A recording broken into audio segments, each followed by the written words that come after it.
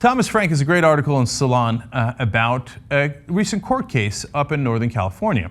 See, they first start talking about Benjamin Wagner, who's a U.S. attorney up there, who explained, well, you see, all those loans the banks made that were clearly fraudulent. There was emails that were read in the United States Congress about how they knew that they were fraudulent. They knew that it was going to lead to equities and different CDOs that they put together and credit default swaps that were going to be undermined and that were going to collapse, and they were selling that, quote, shit to their own clients. They were going to make a buck in the beginning, and then later everything was going to collapse, but they didn't really care about that. So we all know that already, but we've been told by this Justice Department over and over again, they're too big to jail, and so we can't possibly convict them on any of this stuff, and we wouldn't want to because it would endanger the global economy, but mainly we can't get a jury to understand it, right? Well, Benjamin Wagner, who's the U.S. attorney up there in California, said, it doesn't make any sense to me that they would be deliberately defrauding themselves, referring to the banks.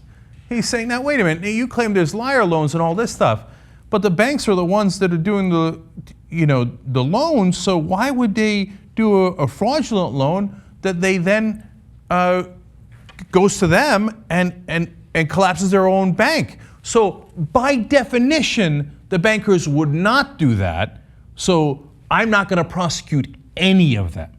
Instead, what Benjamin Wagner has been doing, busy doing, is going after the people who actually filled out the loans. So, I mean, the industry called them liar loans because they knew that they were getting loans where people lied, and they took it anyway. We're going to explain why they did that in a second. But this guy says, no, the guys who filled out the forms wrong, they're the ones that are at fault because they defrauded the poor banks that had no idea this was going on. The poor banks. So he's not going after the banks, he's going after the people who are small-time individuals who he believes have maliciously defrauded the poor victim banks. Okay, so let's see how that turns out, because this is where the story gets interesting. So one of the guys, or sets of guys that he was going after, are these apparently Eastern European immigrants who did do apparently liar loans. They would leave out critical information in their loans, and they were planning to do like straw buyer stuff. So if the bank had the wool pulled over their eyes, you'd say, yeah, look, the documents are wrong. Those guys did a fraudulent loan, and they should go to jail for it. But their defense made a very interesting argument. The argument was the banks wanted us to do these kind of loans. That's why they accepted it. So let's go to the details here from Thomas Frank. So the defense team in Sacramento came up with a novel strategy. How can the borrower have committed fraud on a mortgage application if the lender didn't care whether their answers were truthful?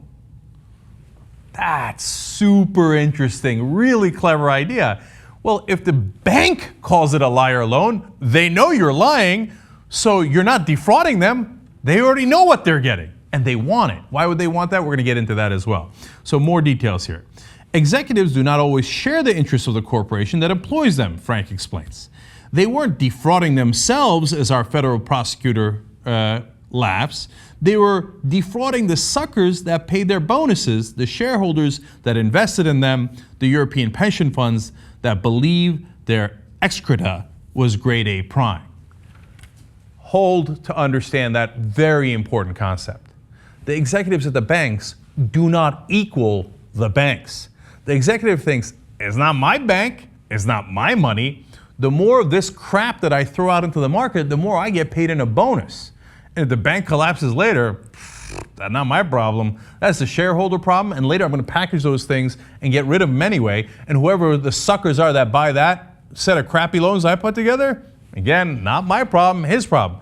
See, the guy who puts all that together is the one doing the fraud, and he gets paid really handsomely in terms of bonuses for doing that fraud. More explanation here. The name for this kind of scheme is, quote, a control fraud.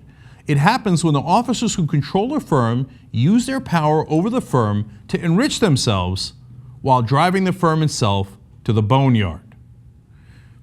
So, now we know that that is what happened. In fact, the defense here put on the case and told a jury this is what the bankers did. So they weren't tricked by our clients into taking a liar loan. They were encouraged. They encouraged our clients to do the liar loan because they're the ones instigating the fraud in the first place. And then they argued, according to the legal definition of fraud, the lie in question has to be material, meaning it has to influence the decision makers. In this case, it didn't influence the decision makers at the banks because the decision makers at the banks wanted the crappy loans because it was going to add to their bonus. So what did the jury think? A jury was convinced that, quote, executives intended to make fraudulent loans. So the people who gave them those fraudulent loans that they wanted in the first place are not guilty because it was the banks who encouraged them and wanted them to make those fraudulent loans. So they weren't tricking the banks. The banks were the ones tricking their clients. Now, this got adjudicated in court. You want to hear a fun little twist of this? The prosecutor there was Benjamin Wagner, the same U.S. attorney that said, a jury can't possibly be convinced that it's the banks that are at fault, except they just were in a case where you were in the opposition. Oops. Finally, Bill Black explains it best. He is an old school regulator. Remember the SNL crisis, the savings and loans crisis? And that was actually a much smaller crisis than the one we had in 2008, but even the Reagan administration had a much harsher reaction to it. One of the guys they sent in to clean that up was Bill Black. And he explains now what happened here. He says to the prosecution and to the entire Justice Department, in essence, you say that you can't get a prosecution. We will come to your backyard and show you how to get a prosecution, because we'll do it as a defense, even though we have no FBI agents and no subpoena authority.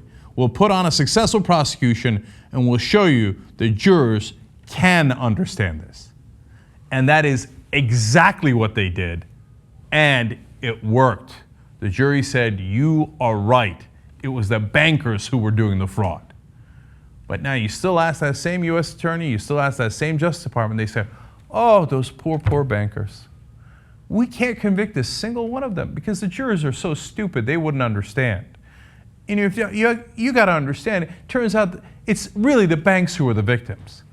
Now tell me again who was stupid. Sounds like maybe you're the stupid one for not understanding that simple concept. But of course, in reality, it's not that they're dense, it's that they don't want to understand it. Because a lot of these prosecutors worked for the banks before and are going to work for the banks at a really hefty price after they get out of government. So conveniently, oh golly gee, we couldn't possibly prosecute the bankers. Even though Bill Black is a witness in that case, and this defense team just showed you that if you wanted to, it's actually fairly easy to do.